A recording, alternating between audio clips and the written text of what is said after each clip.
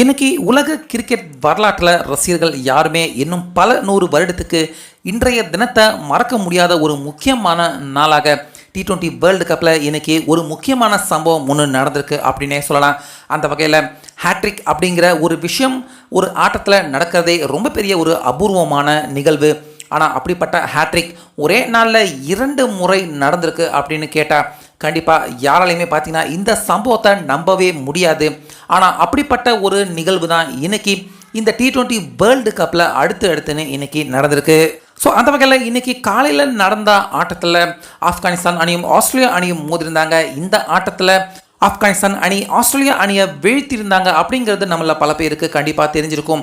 ஆனால் இந்த ஆட்டத்தில் ஆஸ்திரேலியா அணி ஆப்கானிஸ்தான் அணிக்கு பந்து வீசிக்கிட்டு இருக்கிறப்ப பேட் கமின்ஸ் அவர் வீசின 18வது ஓவர் கடைசி பந்து, அதுக்கப்புறமா 20வது ஓவர் முதல் 2 பந்துலையுமே விக்கெட் வரிசையாக 3 விக்கெட்டுகள் எடுத்து இந்த T20 வேர்ல்டு கப்பில் ஹேட்ரிக் சாதனையாக பேட் கமின்ஸ் அவர் நிகழ்த்தியிருந்தார்.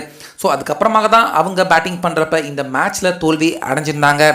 இப்படி இருக்க அதே நாளான இன்று இரவு தற்போது USA அணியும் இங்கிலாந்து அணியும் இந்த T20 வேர்ல்டு கப்பில் இப்போ விளையாண்டுக்கிட்டு இருக்காங்க.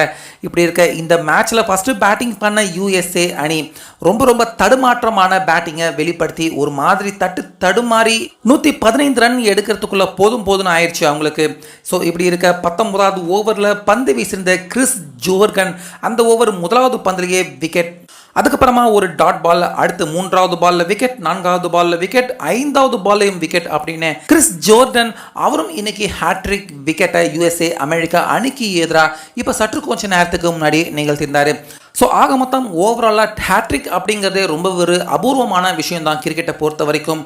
ஆனால் அப்படிப்பட்ட அபூர்வமான விஷயத்தை இன்னைக்கு காலையில் ஒரு முறை, அதுக்கப்புறமா இப்போ இரவு ஒரு முறை, ஆக மொத்தம் ஒரே நாளில் 2 ஹேட்ரிக் சம்பவங்கள் பார்த்தீங்கன்னா நம்ம கண் முன்னாடி இப்போ இந்த T20 வேர்ல்டு கப்பில் கொண்டு வந்திருக்காங்க. ஸோ இதே மாதிரி இப்படிப்பட்ட ஒரு மிகப்பெரிய ஒரே நாளில் 2 ஹேட்ரிக் அப்படிங்கிற ரெக்கார்டு இனி நம்ம கிரிக்கெட் வரலாற்றில் டெஸ்ட் ஆட்டங்களாக இருக்கட்டும், இல்லைனா ODI இல்லை இந்த T20 ஆட்டங்களாக கூட இருக்கட்டும், இப்படிப்பட்ட ரெக்கார்டு இனி நடக்குமா அப்படிங்கிறது சந்தேகம்தான்.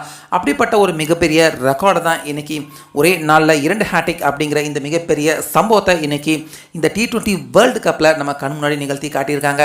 ஸோ இதை பற்றி உங்கள் கருத்தை கமெண்ட்ஸில் சொல்லுங்கள்.